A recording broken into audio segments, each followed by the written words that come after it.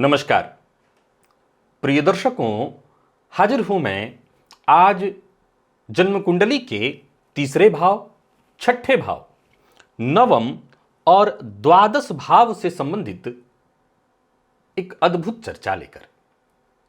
प्रिय दर्शकों, मैं कह सकता हूं सब कुछ इन्हीं चार भावों से शुरू और सब कुछ इन्हीं पर खत्म। जी हां, प्रारंभ यहीं से है, आगे बढ़ना भी यहीं से है, भाग्य में है तो मिलेगा भी यहीं से है और समाप्त भी यहीं पर हो जाना है। आज इस विषय को समझने के लिए एक बार आप अपनी जन्म कुंडली को भी खोल लीजिए।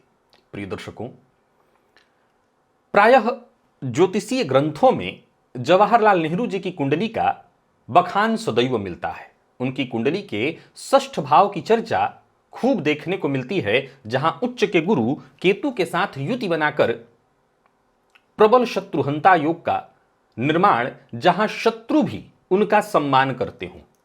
और उस समय में देखें तो उनके जो विपक्षी थे, विरोधी थे, वो भी उनका सम्मान करते थे।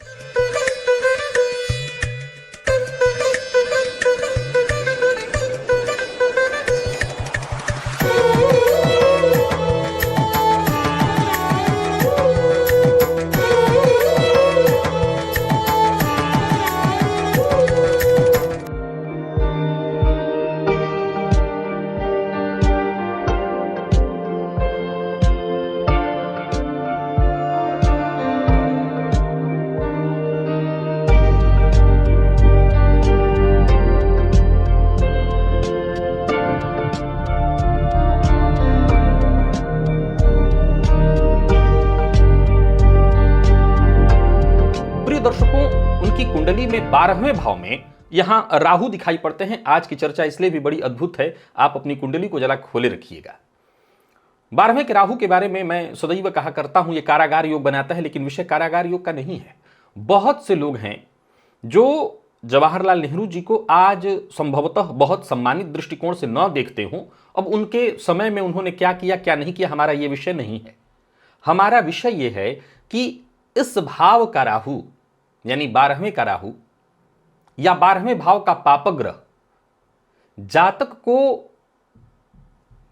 याद तो लोगों के नजरों में रखवाता है, यानी उसके ना रहने पर भी लोग उसको याद करते हैं। जरूरी नहीं है कि वो ससम्मान याद रखते हों या सम्मान के लिए याद रखते हों, कई बार उसकी कमियों को याद रखते हैं। पर आज का विषय क्या है? मैं कह सकता हूं कि जिनकी जन्म कुंडली का ये तीसरा, छठा, नौवां और 12वां भाव समृद्ध है, ऐसा व्यक्ति कोई महान आत्मा है, महापुरुष है। महान लोगों की कुंडली में ही ऐसी स्थिति दिखाई पड़ती है। प्रिय दर्शकों, जन्म कुंडली का जो तीसरा भाव है, ये पुरुषार्थ का है। बीते दिनों कई ऐसे सूत्र, चाहे वो राशिफल में हमारी इस पर चर्चा हुई थी, जिसमें मैंने कहा था कि जन्म कुंडली का जो केंद्र के चारों भाव हैं, अगर इनमें ग्रह हों तो ये इनसे संबंधित जो त्रिकोण हैं वो कहीं ना कहीं बली हो जाते हैं।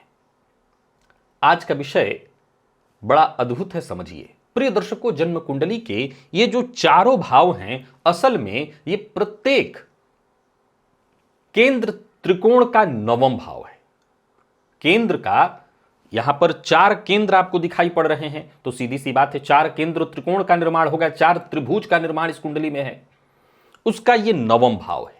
जैसे ये जो जन्म कुंडली का सप्तम भाव है, ये काम त्रिकोण का लग्न है, तो इसका नवम भाव जन्म कुंडली का तीसरा भाव है। प्रारंभ यहीं से होता है, चाहत, आकांक्षा, महत्वाकांक्षा। और इसके बाद बारी आती है जन्म कुंडली के षष्ठ की। असल में ये परेशानियों का भाव है, ये परेशानियों का भाव है। ये देखा जाए तो धन त्रिकोण का नवम है।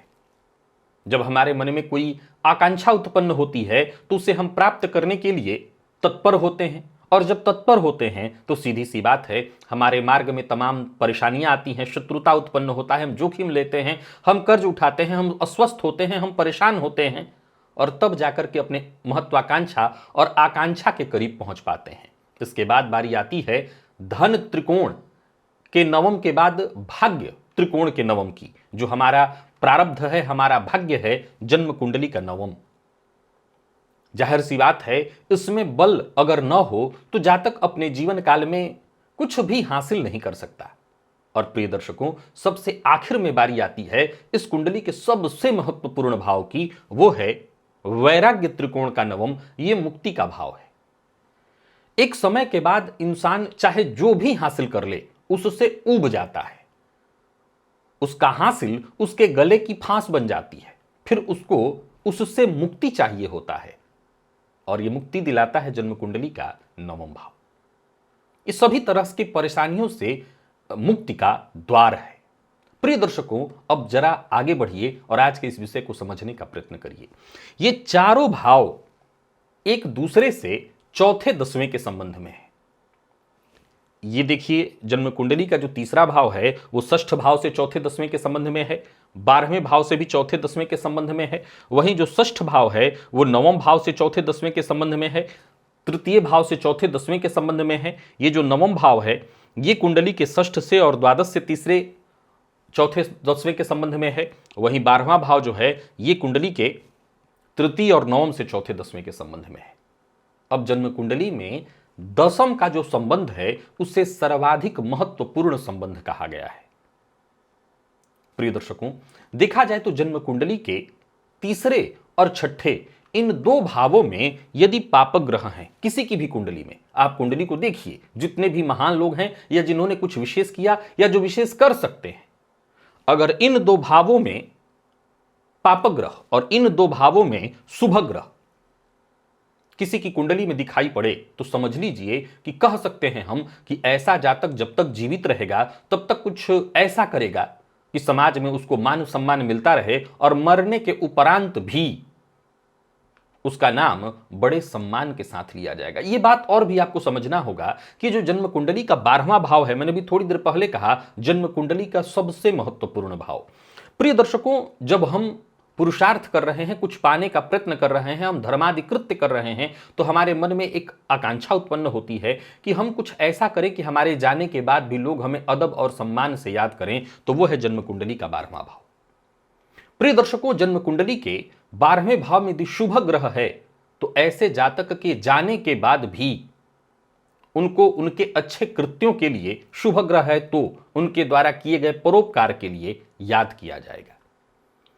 अब बारी आती है कि इन भावों में, अब जाहिर सी बात है हर किसी की कुंडली में तो ग्रह है नहीं, लेकिन हां, जिनकी कुंडली में ऐसी स्थिति है, मैं दावा करता हूं ऐसा व्यक्ति तो कोई महान आत्मा, महापुरुष ही होगा। उसके जीवन काल में परेशानियां आएंगी और उनकी परेशानियों का निदान, उनसे बचने का मार्ग भी कुंडली के इन्हीं भावों में उनके छुपा हुआ है। अब अपनी कुंडली में आप देखिए कि इन चार भावों में से किन भावों में ग्रह हैं या ग्रह हैं भी या नहीं। एक और बात यह भी देखिए कि इन भावों पर दृष्टि किसकी है।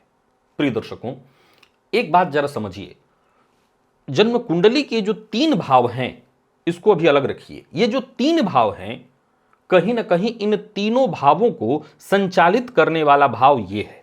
गौर करिए कि ये चारों भाव नवम भाव ही है, लेकिन जन्म कुंडली में नवम भाव की संज्ञा, भाग्य भाव की संज्ञा इसी भाव को प्राप्त है, क्योंकि असल में देखा जाए तो ये धर्म त्रिकोण का नवम है। और मैं हमेशा कहा करता हूं कि धर्म का अर्थ पूजा पाठ से नहीं है, धर्म का अर्थ है अपने कर्तव्य को समझना। अब जरा गौर करिए कि आपकी जन्म कुंडली में इन भावों में कौन से ग्रह हैं, इन भावों पर किस ग्रह की दृष्टि है। आज मैं आपको एक अद्भुत सूत्र बताने जा रहा हूं। असल में ये जितनी भी बातें थीं उनसे अलग हट करके अब आपको मैं कुछ बताने जा रहा हूं। कई बार मैं ऐसे लोगों से मुलाकात करता हूं जहां पत्नियों की शिकायत पति से होती कि ये तो कुछ करना ही नहीं चाहते। कई बार लोगों की उतनी महत्वाकांक्षा नहीं होती है। कई बार आपके बच्चे ऐसे हैं, वो छोटे हैं लेकिन बहुत अच्छा नहीं करना चाहते, वो मन ही नहीं लगाते किसी चीज में। आज आपको आपके जन्म कुंडली की 4 चाबियां मैं आपको देने जा रहा हूं। उसमें भी विशेष करके 3 चाबियां ऐसी है जिसे आपको सदैव अपने पास रखना है। ये तीनों चाबियां अपने पास आपने रख ली तो जीवन में आपको कभी परेशानी नहीं होगी। अगर आपको ऐसा लगता है कि नहीं, आपके अंदर अब आकांक्षा समाप्त हो रही है, आपका मन अब बहुत ज्यादा नहीं चाह रहा है, अब जितना है उतने में मैं संतुष्ट हूं, लेकिन मेरे परिवार वाले नहीं मान रहे हैं, वो असंतुष्ट दिखाई पड़ रहे हैं। अपने तीसरे भाव को जागृत करिए। यहां बैठे ग्रह को, चाहे वो आपके लिए कारक हो या अकारक, आप उसको जागृत करिए। तीसरा भाव जागृत हो जाएगा तो आपकी महत्वाकांक्षा जागृत हो जाएगी। जीवन काल में मैंने कुछ दिन पूर्व यह सूत्र बता दिया था, दोबारा दोहरा रहा हूं कि अगर ऐसा लगे कि अब तो मेरे जीवन में कोई मार्ग ही नहीं मिल रहा, कुछ हो ही नहीं रहा है, जीवन एकदम शांत सा पड़ा हुआ है, चाहे मैं ऐसा लग रहा है कि जैसे कोई उद्देश्य ही नहीं है, उद्देश्यहीन जीवन चल रहा है, तो अपने छठवें भाव को जागृत कर दीजिए। प्रिय दर्शकों, इस भाव को जागृत करते ही आपके जीवन काल में परेशानियां आनी शुरू हो जाएंगी, लेकिन असल में ये परेशानियां कहने की हैं। बड़ा ध्यान से सुनिए और समझिएगा। असल में ये धन त्रिकोण का नवम है। जब इसको आप जागृत करेंगे तो आपकी कुंडली में धन जागृत हो जाएगा। बड़ा कमाल का ये विषय है, समझिए आज ज्योतिष के इस विषय को। और जब आपका धन त्रिकोण जागृत हो जाएगा तो धन त्रिकोण ऐसे तो जागृत होगा नहीं, आप परेशानियों में पड़ेंगे तो केवल परेशानियों में नहीं पड़ेंगे, उस परेशानियों से आपको मार्ग निकल करके भी मिलेगा और वही मार्ग आपको आगे बढ़ाने वाला होगा। और अगर लगे कि नहीं, अब मैं थक गया हूं, मुझे परेशानियां सहते सहते अब मेरे पास क्षमता नहीं है, तो अपने वैराग्य त्रिकोण को जागृत कर दीजिए। ये 3 चाबियां हैं, अपने पास रखिए।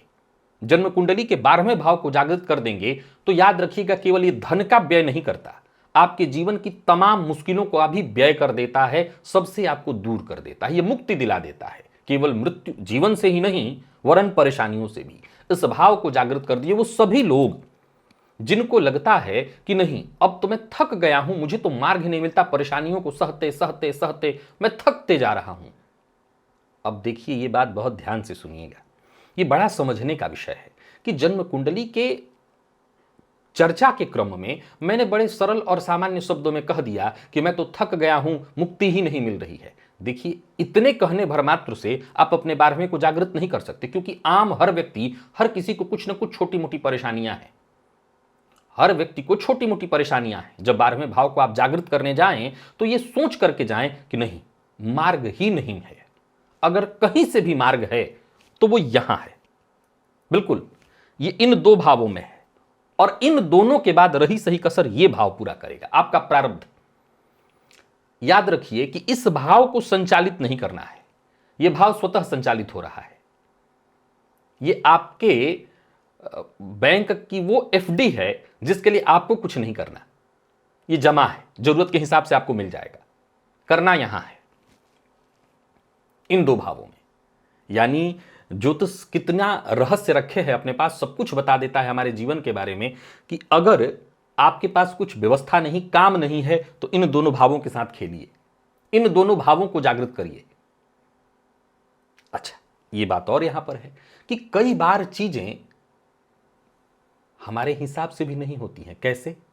आमतौर पर जब आप किसी ज्योतिषी के पास जाते हैं तो आपको किसने आमतौर पर आपको रत्न पहनने की सलाह दी जाती है, उपाय करने की सलाह दी जाती है, तो किन भावों की करने की दी जाती है? इन भावों की करने की दी जाती है। इन भावों की तो बिल्कुल ही नहीं करने को आपको दी जाती होगी। ऐसा ही होता है।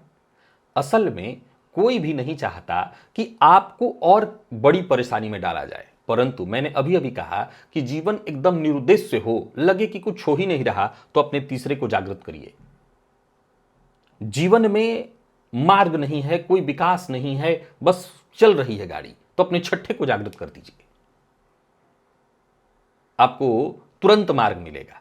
और अगर ऐसा लगे कि नहीं, अब थक गया हूं, बाहर निकलने का रास्ता नहीं है, तो 12वें को जागृत कर दीजिए। और इन सबों में ये आपका नवम हमेशा काम करता रहेगा। आपकी जो एफडी है वो आपको मिलती रहेगी। खोलिए अपनी कुंडली को और देखिए कि इन भावों में किसमें ग्रह है, किन किन भावों पर विशेष ग्रहों की दृष्टि है। अब इसको ऐसे समझिए, मान लीजिए कि आपकी कुंडली में तीसरा भाव बली है, तो इसका मतलब है कि आपको आपके जीवन काल में अपनी आकांक्षाओं को प्राप्त करने के लिए निरंतर पुरुषार्थ करते रहना है, और इसी में आपका जीवन समाप्त हो जाएगा। आपका जीवन लगातार संघर्ष करने के लिए बनाया गया है। या यूं समझ लीजिए कि आकांक्षाओं को अपने मरने नहीं देना है। कोई ना कोई आकांक्षा का कांटा जो है अपने भीतर चुभाए रखिए। और अगर आपकी कुंडली का यह भाव बली है तो फिर आपको यह समझ लेना है कि जीवन काल में निरंतर परेशानियां मेरे आती रहेंगी, और ये परेशानियां ही मेरा श्रृंगार है, इनसे मुझे नहीं भागना है। इस बारे में ज़्यादा नहीं कहूँगा, क्योंकि ये बलि है तो आप समझ लीजिए कि सब कुछ बलि है। फिर तो आप बस कदम आगे बढ़ाइए, मार्ग मिलता जाएगा। और जन्म कुंडली का 12वां भाव ये बलि है, तो फिर आपको कुछ सोचने की जरूरत नहीं। यानी जन्म कुंडली के इन 2 भावों में बल मिल रहा है तो आपको ज्यादा चिंता की आवश्यकता नहीं। अब एक चिंता है, 12वें भाव में अत्यधिक ग्रह होने से एक समस्या खड़ी हो जाती है कि लोग कहते हैं कि धन टिकता ही नहीं, और ये सत्य है, धन टिकता ही नहीं है। हालांकि ये विषय बिल्कुल अलग है, इसको समझने की बहुत आवश्यकता है। वो भाव व्यय का है, लेकिन धन ही केवल वो व्यय नहीं करता, बाकी चीजों को भी व्यय करता है। इस पर भी मैंने कई सारे वीडियोस बनाए हैं और बताया हुआ है आपको कि अगर धन नहीं टिकता तो अपने धन को टिकाने का कौन सा मार्ग आप अपनाइए जिससे आपका धन टिक जाए। आज उसकी चर्चा नहीं करूंगा। प्रिय दर्शकों, आज विषय को यही समाप्त मैं करता हूं और फिर दोहराता हूं, अपने जन्म कुंडली के इन तीनों भावों की कुंजी अपने पास रखिए सदैव, और मजबूती से रखिए। आप अपने जीवन को नियंत्रित कर सकते हैं। मार्ग नहीं तो तीसरा, कोई उद्देश्य वैसा नहीं है, एकदम शांत सा जीवन, ठहरा हुआ पानी बन गया है तो छठा, और थक गए हैं तो 12वां।